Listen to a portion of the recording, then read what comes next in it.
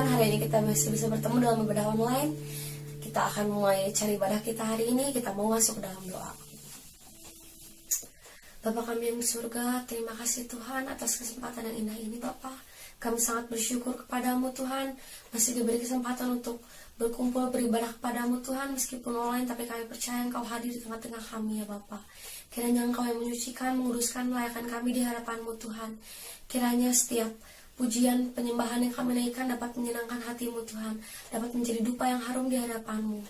Tuhan, kiranya bila ada kuasa-kuasa jahat yang ingin mengganggu ibadah kami Tuhan, kami mau bersatu hati, kami mau tolak, kami mau hancurkan hanya di dalam nama Yesus Kristus. Hanya Engkau yang berkuasa di tengah-tengah kami Tuhan.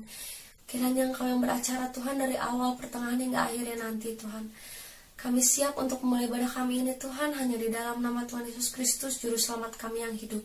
Yang percaya bersama kita katakan, amin. Kita angkat satu pujian, berkuasa di bumi di surga.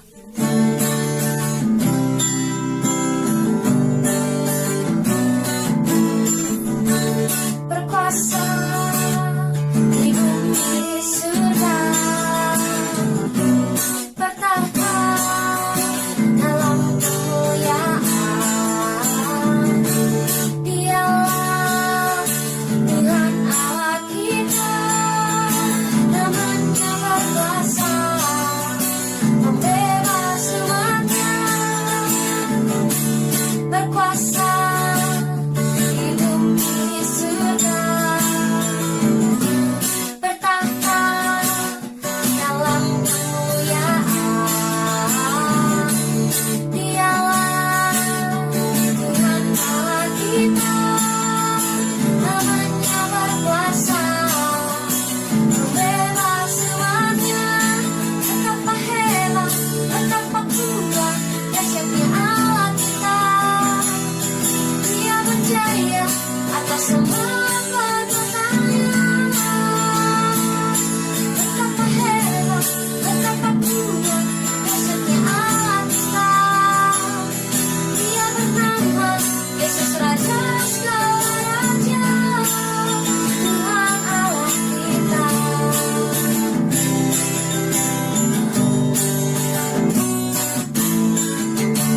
Berkuasa di bumi di surga, bertahta dalam kemuliaan. Dialah Tuhan Allah kita, namanya berkuasa, membebas umatnya. Betapa hebat, betapa kuat, dahsyatnya Allah kita. Dia berjaya atas semua perbuatannya. Betapa hebat, betapa kuat, dahsyatnya Allah kita. Dia berjaya, Yesus Raja segala raja. Betapa hebat, betapa kuat, dahsyatnya Allah kita. Dia berjaya atas semua perbuatannya. Betapa hebat, betapa kuat, dahsyatnya Allah kita. Dia bernama Yesus Raja segala raja, Tuhan Allah kita. Tuhan Allah kita. Tuhan Allah kita. Kita akan masuk ke dalam firman Tuhan. Kita angkat satu pujian, kami perlu Kau Tuhan.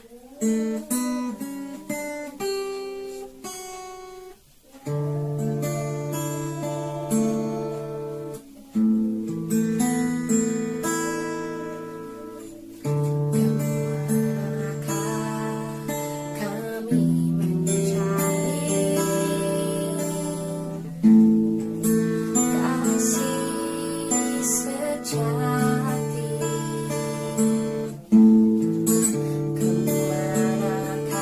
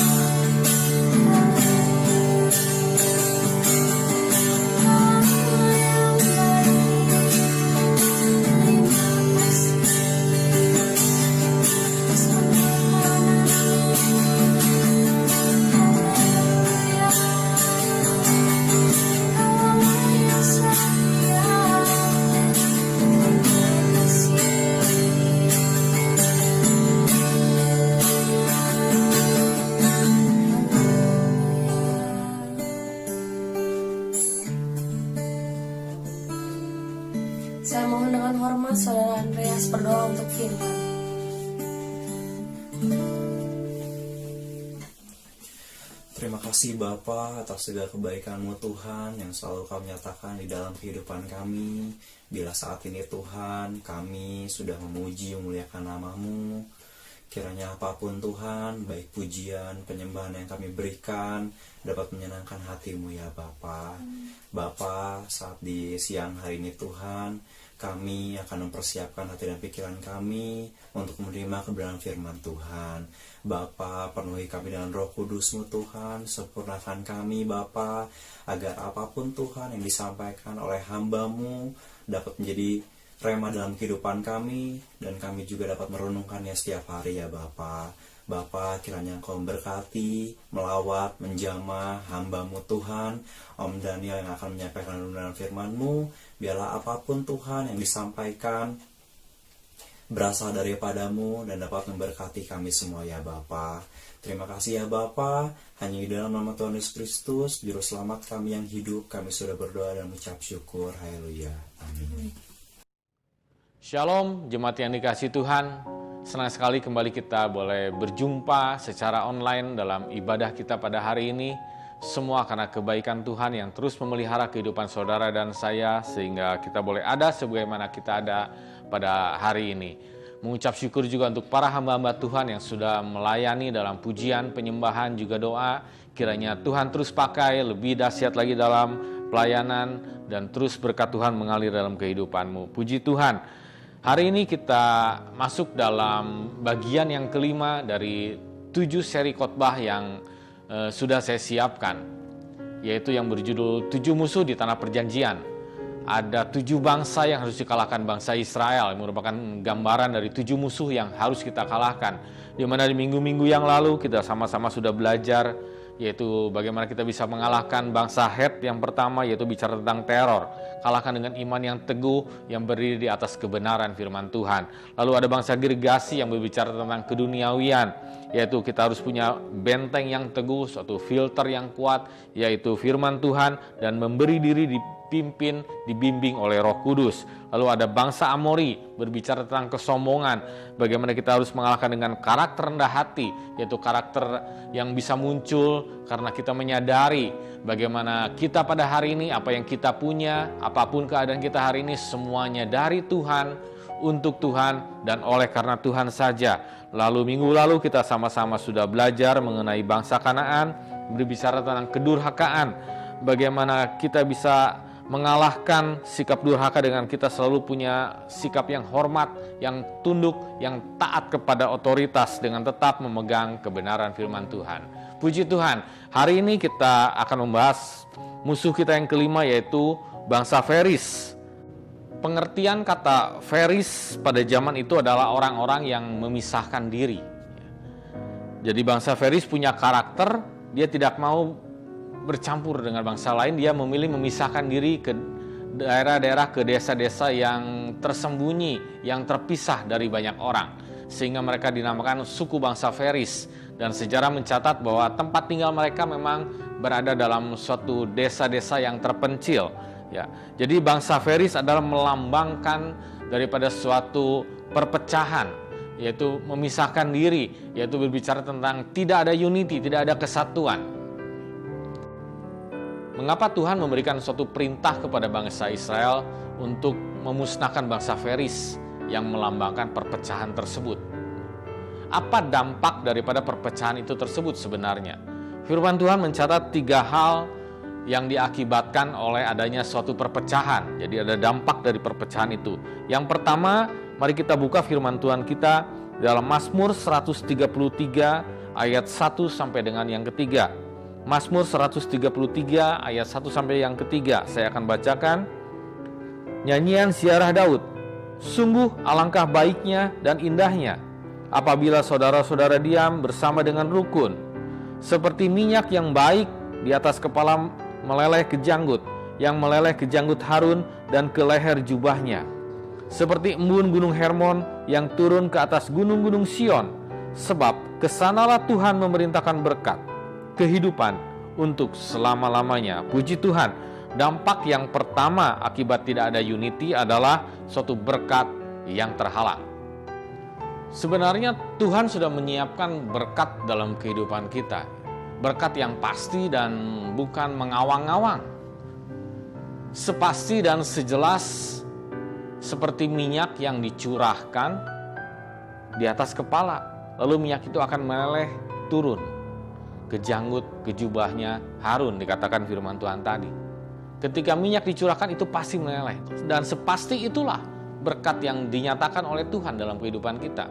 Seperti juga embun yang pasti setiap pagi itu turun di atas Gunung Hermon, yaitu gunung yang tertinggi, yang pertama kali mendapatkan tetesan embun.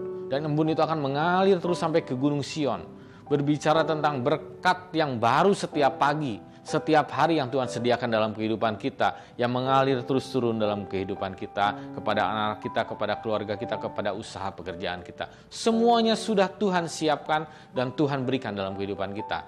Tapi dengan satu syarat, ada syarat ketentuannya. Kalau kita baca dalam ayatnya yang pertama, dikatakan bahwa sungguh alangkah baiknya dan indahnya. Nah ini, apabila, kata apabila adalah merupakan syarat dan ketentuannya, yaitu apabila saudara-saudara diam bersama dengan rukun.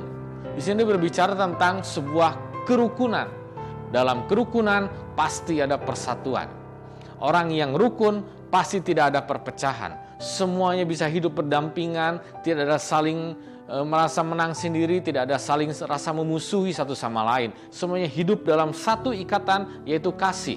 Dan kepada keadaan seperti itulah, kepada orang-orang seperti itulah berkat itu tersedia.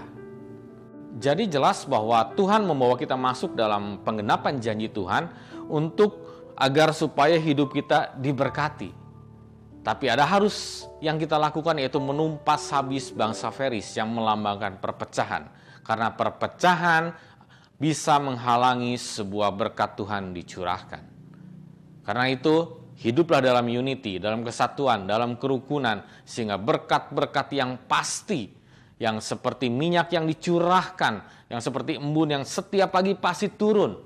Demikianlah berkat-berkat itu boleh datang dalam kehidupan kita. Amin. Itulah hal yang pertama. Jadi dampak daripada tidak adanya satu kesatuan, tidak ada satu kerukunan adalah berkat yang terhalang. Lalu yang kedua, kita masuk dalam pembacaan Pengkhotbah 4 ayat yang ke-12. Pengkhotbah 4 ayat yang ke-12. Dan bila mana seorang dapat dikalahkan, dua orang dapat bertahan, tali 3 lembar tak mudah diputuskan. Pengkhotbah 4 ayat 12 ini berbicara tentang jika seorang diri, maka orang tersebut akan mudah dikalahkan, akan dialahkan. Tapi kalau 2 orang, mungkin dia bisa bertahan. Kalau 3 orang, nggak mudah dikalahkan. Jadi berbicara tentang bahwa jika ada kesatuan, maka di situ ada kekuatan. Jika tidak ada kesatuan, terpecah, maka di situ yang terjadi adalah sebuah kelemahan. Dan dalam perjalanan bangsa kita, bangsa Indonesia, kita pun tahu dari sejarah bagaimana bangsa kita pernah dijajah selama 350 tahun oleh bangsa lain. Waktu yang sangat panjang dan sangat lama. Strategi apa yang dipergunakan sehingga kita bisa dijajah sekian lama? Ternyata strategi yang dipergunakan adalah strategi memecah belah atau divide et impera yang sangat terkenal. Bagaimana pihak penjajah berusaha memecah belah kesatuan yang ada. Dikelompokkan ke dalam kelompok-kelompok kecil, diadu domba terus-menerus. Sehingga tidak ada kekuatan. Yang ada adalah kelemahan. Demikian juga kalau kita perhatikan dalam kehidupan seekor belalang yang kecil. Jika 1 ekor ada dalam sebuah perkebunan yang luas, belalang itu tidak ada artinya. Tapi jika belalang itu datang dengan jutaan teman-temannya yang membuat langit sampai hitam karena dipenuhi dengan jutaan belalang, maka di Alkitab ada istilah yang dikenal yaitu sebagai belalang pelahap. Dengan waktu yang singkat saja, seluruh perkebunan yang luas, pertanian yang luas, sawah-sawah yang luas bisa habis seketika. Ketika ada jutaan belalang yang menyerbu dengan bersama-sama. 1 belalang tidak ada artinya, tapi kalau banyak itu bisa menghabiskan seluruh panen. Jadi dalam perpecahan identik dengan kelemahan. Tapi dalam unity, dalam kesatuan, identik dengan kekuatan. Jadi dampak yang kedua daripada perpecahan adalah menimbulkan kelemahan.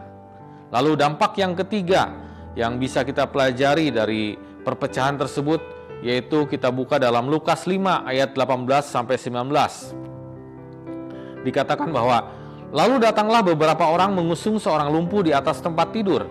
Mereka berusaha membawa dia masuk dan meletakkannya di hadapan Yesus. Karena mereka tidak dapat membawanya masuk berhubung dengan banyaknya orang di situ. Naiklah mereka ke atap rumah, lalu membongkar atap itu dan menurunkan orang itu dengan tempat tidurnya ke tengah-tengah orang banyak, tepat di depan Yesus. Ini cerita yang sangat terkenal di mana ada seorang lumpuh yang berbaring di atas tempat tidur yang hendak berjumpa dengan Yesus. Tapi ternyata Yesus demikian banyak orang yang mengikuti sampai tidak bisa masuk ke dalam rumah itu.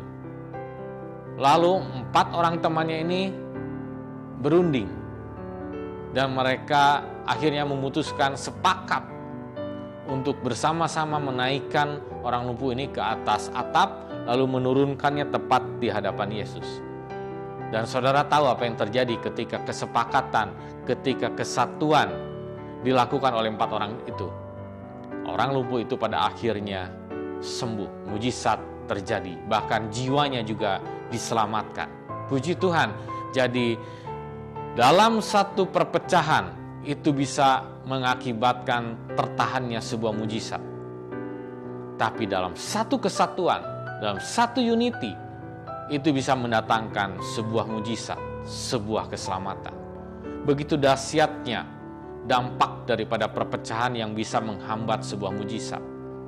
Tapi dalam satu unity, begitu hebatnya sehingga bisa mendatangkan sebuah mujizat. Jadi ada 3 dampak yang diakibatkan oleh perpecahan, yaitu dampak yang pertama, perpecahan bisa menyebabkan berkat menjadi terhalang. Yang kedua, perpecahan bisa menyebabkan sebuah kelemahan. Dan yang ketiga, perpecahan bisa mengakibatkan mujizat tidak dinyatakan. Apa yang harus dilakukan untuk mencegah perpecahan dan menjaga kesatuan? Kita sering berpikir bahwa perpecahan terjadi, akar masalahnya diakibatkan karena adanya perbedaan. Tapi benarkah demikian? Apakah semua hal berarti harus sama? Tidak boleh ada cara pikir yang berbeda, pendapat yang berbeda, tidak boleh ada hal-hal yang tidak seragam. Betapa menjenuhkannya kehidupan kalau semuanya menjadi sebuah seragam, sama rata. Dan kita pun bisa melihat ketika Tuhan menciptakan isi dunia ini dengan berbagai keberagaman, berbagai perbedaan. Bayangkan semua bunga kalau Tuhan ciptakan berwarna misalnya putih. Bunga apapun warnanya pokoknya putih. Dan bisa dibayangkan bahwa jika semua manusia itu diciptakan sama mukanya, yang perempuan begini, yang lelaki begini, betapa menjenuhkannya kehidupan ini. Tapi Tuhan sendiri memberikan sebuah contoh bagaimana Dia menciptakan sebuah perbedaan. Tapi di antara yang berbeda-berbeda itu, Dia menciptakan sebuah harmonisasi sehingga menjadi sebuah hal yang sangat indah, yang menciptakan sebuah keharmonisan. Demikian juga dalam kehidupan kita. Perbedaan tidak bisa dicegah. Perbedaan terjadi di setiap ruang lingkup kehidupan kita. Mulai dari ruang lingkup yang terkecil, yaitu dalam keluarga. Biarpun satu keluarga, suami istri, anak-anak, tetap ada perbedaan. Dalam ruang lingkup yang lebih besar, misalnya dalam sebuah perusahaan, kita juga bertemu dengan banyak orang yang berbeda-beda dalam cara pikir, dalam pola pikir, dalam banyak hal. Bagaimana kita bisa mengatasi itu semua? Perbedaan sampai kapanpun tidak bisa dihilangkan. Jadi jangan menghilangkan perbedaannya, tapi bagaimana kita bisa mengelola perbedaan tersebut dan menyatukannya sehingga menjadi sesuatu yang harmonis dan mendatangkan banyak dampak dalam kehidupan kita akibat keharmonisan tersebut. Tapi memang teori tidak semudah praktek. Pada intinya semua orang ingin didengar pendapatnya. Pada intinya semua orang kadang merasa bahwa idenya yang paling benar, bahwa pendapat saya yang benar. Sehingga ada satu hal-hal yang bisa memicu dari perbedaan-perbedaan tersebut menjadi sebuah perseteruan, perselisihan, dan akhirnya berujung pada perpecahan. Dan itulah yang sering kita alami, baik dalam lingkungan keluarga, lingkungan pekerjaan, lingkungan jemaat, lingkungan gereja sekalipun. Dan iblis senang memakai perbedaan-perbedaan tersebut untuk menciptakan sebuah perpecahan. Bayangkan, karena hanya berbeda cara memencet odol saja antara suami istri. Si istri senangnya mencet odol dari bawah, tapi si suami senangnya mencet odol langsung dari atas. Itu bisa menyebabkan sebuah perselisihan yang akhirnya menjurus pada sebuah perpecahan. Hal yang sederhana yang sebetulnya bisa diselesaikan dengan salah satu yang mengalah. Tapi itulah bahwa teori tidak semudah praktek. Karena itu ada nasihat yang disampaikan Tuhan melalui Rasul Paulus dalam suratan Efesus yang keempat ayat 1-16. Ini satu perikop yang berbicara tentang untuk menghindari perpecahan dan memelihara kesatuan di dalam roh oleh damai sejahtera. Mari kita lihat ayat yang intinya saja yang akan saya bacakan, itu dalam Efesus 4 ayat 2 dan 3, yaitu dikatakan bahwa hendaklah kamu selalu rendah hati, lemah lembut, dan sabar. Tunjukkanlah kasihmu dalam hal saling membantu dan berusaha memelihara kesatuan roh oleh ikatan damai sejahtera. Jadi di sini ada satu nasihat dari Paulus bagaimana kita bisa menghindari perpecahan, yaitu dengan bersikap rendah hati, lemah lembut, sabar, dan saling membantu satu sama lain. Tapi sekali lagi bahwa masalahnya yang terjadi di sini adalah manusia cenderung mencari sebuah alasan yang kuat. Mengapa harus saya yang mengalah? Seringkali kita berpikir seperti itu. Pendapat saya benar, ide saya lebih baik, kenapa saya yang harus mengalah? Harusnya dia yang lebih mengalah daripada saya. Dia yang lebih lemah, saya yang lebih kuat idenya. Pendapat saya lebih benar. Harusnya istri saya mengalah, suami saya yang mengalah. Hal seperti itulah yang sering kita alami. Jadi ketika berbicara tentang harus sabar, harus mengalah, harus rendah hati, harus menolong satu sama lain, apa alasannya? Oleh karena itu, mari kita lihat dalam Efesus 2 ayat 14 dan 16. Inilah alasan mengapa kita harus menjauhi sebuah perpecahan yang berujung pada suatu perselisihan. Yaitu Efesus 2 ayat 14 sampai 16 dikatakan, karena dialah damai sejahtera kita. Kata dianya memakai huruf besar, artinya Yesus. Karena Tuhanlah, Yesuslah damai sejahtera kita, yang telah mempersatukan kedua pihak dan yang telah merubuhkan tembok pemisah, yaitu perseteruan. Pihak mana yang dipersatukan kembali? Yaitu berbicara tentang sebuah jurang pemisah ketika manusia jatuh dalam dosa. Hubungan yang terpisah antara Allah dengan manusia, dan dalam ruang maha kudus pun manusia tidak dapat masuk dalam hadirat Tuhan, dihalangi oleh sebuah tirai bait suci. Dan ketika Yesus menyerahkan nyawanya di atas kayu salib, maka tirai bait Allah itu terbelah, menandakan bahwa melalui Yesus Kristus hubungan itu kembali tersambung. Sesuatu yang sudah terpecah kembali disatukan melalui karya Kristus di atas kayu salib. Lalu ayat yang selanjutnya berkata, sebab dengan matinya sebagai manusia, nyahnya huruf besar, berarti sebab dengan matinya Yesus sebagai manusia, ia telah membatalkan hukum Taurat dan dengan segala perintah dan ketentuannya untuk menciptakan keduanya menjadi satu manusia baru di dalam dirinya.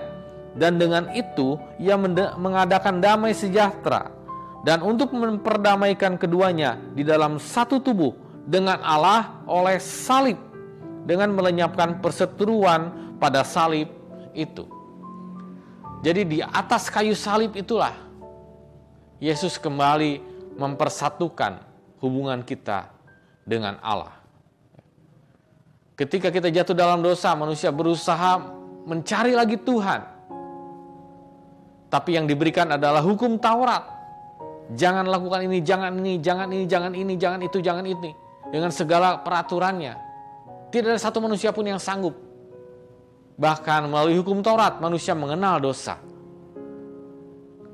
Oleh karena itu Yesus turun ke dalam dunia, dia menggenapi seluruh hukum Taurat tersebut.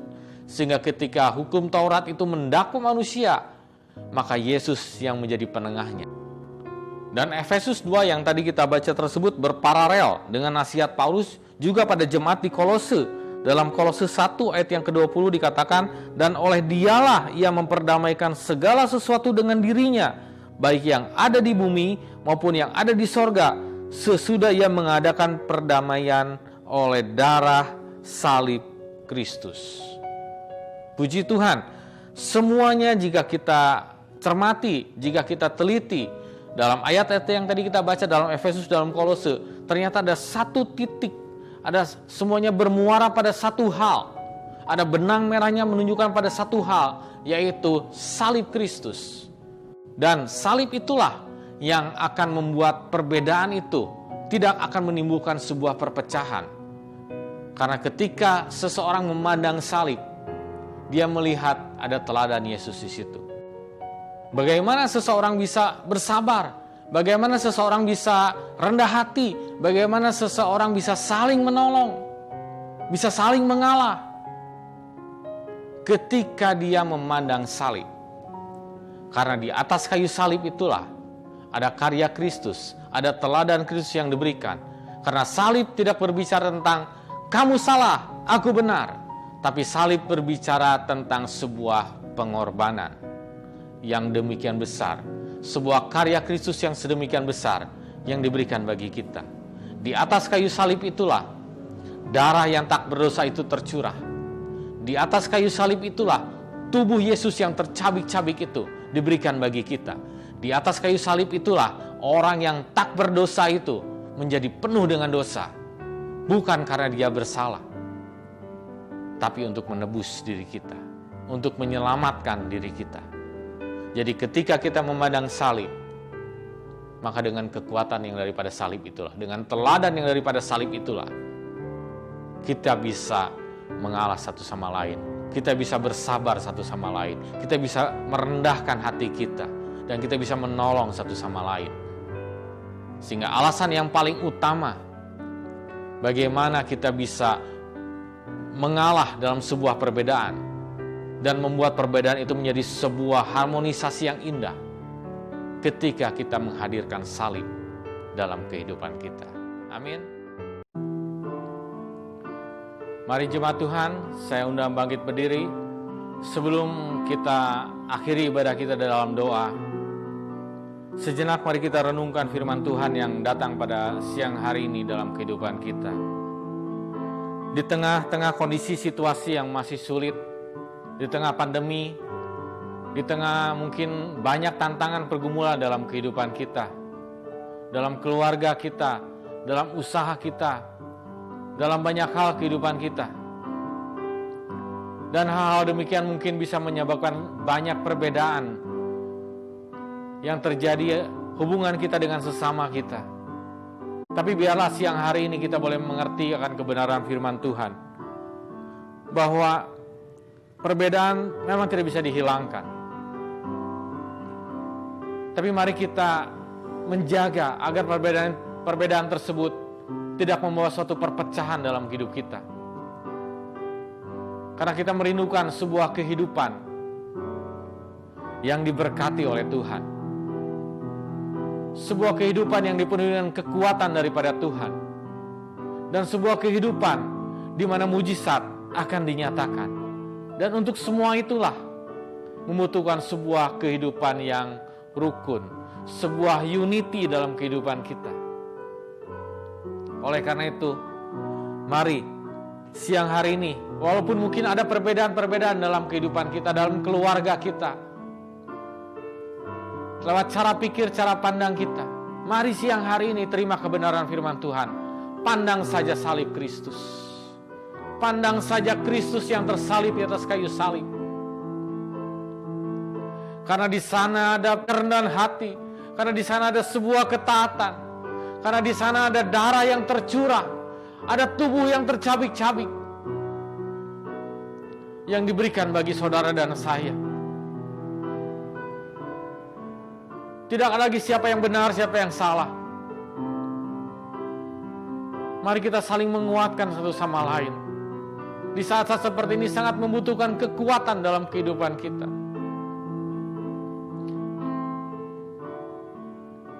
Mari pandang saja salib Kristus. Haleluya Yesus.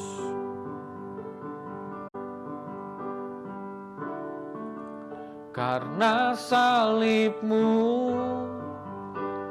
ku hidup, karena salib-Mu